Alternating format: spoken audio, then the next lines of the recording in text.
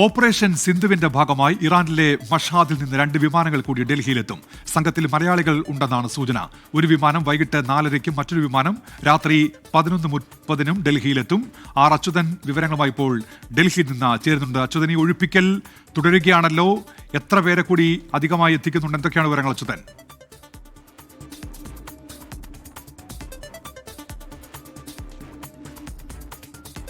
ഉന്മേഷ, സാഹചര്യങ്ങൾ കൂടുതൽ വഷളാകുന്ന ഒരു ഘട്ടത്തിലാണ് ഇപ്പോൾ ഇറാനിൽ നിന്നും പൂർണ്ണമായി ഇന്ത്യൻ പൗരന്മാരെ മാറ്റുവാനുള്ള നടപടികൾ ഇന്ത്യൻ എംബസി തന്നെ കൈക്കൊണ്ടിരിക്കുന്നത്. ഇതിന്റെ ഭാഗമായാണ് കൂടുതൽ ഇന്ത്യൻ പൗരന്മാരെ നാട്ടിലേക്ക് എത്തിക്കുന്ന ഓപ്പറേഷൻ സിന്ധു ദൗത്യം ഇപ്പോഴും പുരോഗമിക്കുന്നത്. ഇന്ന് മഷ്ഹദിൽ നിന്ന് 2 വിമാനങ്ങൾ കൂടി ഇന്ത്യയിലേക്ക് എത്തും എന്നാണ് ലഭിക്കുന്ന വിവരം. അതിൽ ഒരു വിമാനം 4:30-ന് വൈകിട്ട് 4:30-ന് ഡൽഹിയിലെത്തും. മറ്റൊന്ന് രാത്രി 11:30-ഓടെയായിരിക്കും ഈ ഡൽഹിയിലെത്തുക. ഈ 2 വിമാനങ്ങളിലും മലയാളികൾ ഉണ്ടാകും.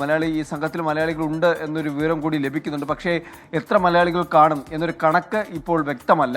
മറിച്ച് മലയാളികൾ കാണും. കാരണം നേരത്തെ ഇറാനിലെ ഇന്ത്യൻ എംബസിയുമായി ഏതാണ്ട് 12ഓളം മലയാളികൾ ബന്ധപ്പെട്ടിരുന്നു. അവർക്ക് നാട്ടിലേക്ക് വരാനായി അവർ ബന്ധപ്പെട്ടിരുന്നു എന്നുള്ളൊരു വിവരം ലഭിച്ചിരുന്നു. അപ്പോൾ ഈ സംഘത്തിൽ എത്ര മലയാളികൾ കാണും എന്ന കാര്യത്തിൽ ഒരു വ്യക്തതയില്ല. മറിച്ച് ഉണ്ടാകും എന്നൊരു വിവരമാണ് നിലവിൽ ലഭിക്കുന്നത്. ഒപ്പം തന്നെ ഇസ്രായേലിൽ നിന്ന് ജോർദാനിലേക്ക് സുരക്ഷിതമായി മാറ്റിയ ഇന്ത്യൻ പൗരന്മാരെയും നാട്ടിലെത്തിക്കാനുള്ള നടപടികൾ ഇപ്പോൾ പുരോഗമിക്കുകയാണ്. അത് റോയൽ ജോർദാനിയൻ എയർലൈൻസിന്റെ സഹായത്തോടെ ഒമാനിൽ നിന്ന് മുംബൈയിലേക്കായിരിക്കും ആ സംഘത്തെയും എത്തിക്കുക. എന്തായാലും വരുന്ന മണിക്കൂറുകളിൽ കൂടുതൽ ഇന്ത്യൻ പൗരന്മാരുമായുള്ള വിമാനം ഡൽഹിയിലെത്തും എന്ന കാര്യത്തിൽ സംശയമില്ല. മറ്റൊന്ന്, ഈ വരുന്ന ദൗത്യത്തിൽ ശ്രീലങ്കയിലെയും നേപ്പാളിലെയും പൗരന്മാരെ കൂടി കൊണ്ടുവരാനുള്ള അഭ്യർത്ഥന ഇരു രാജ്യങ്ങളും നടത്തിയിരുന്നു. അതിൻ്റെ ഭാഗമായി ഈ ദൗത്യത്തിൽ ഒരുപക്ഷേ നേപ്പാളിലെയും ശ്രീലങ്കയിലെ പൗരന്മാർ കൂടി ഉണ്ടാകും എന്ന സൂചനകൾ കൂടി ലഭിക്കുന്നുണ്ട്. എന്തായാലും ഇന്ന് വൈകിട്ട് 4:30 ഈ മഷ്ഹദിൽ നിന്നുള്ള നിലവിലെ 4ാമത്തെ വിമാനം ഡൽഹിയിലെത്തുക.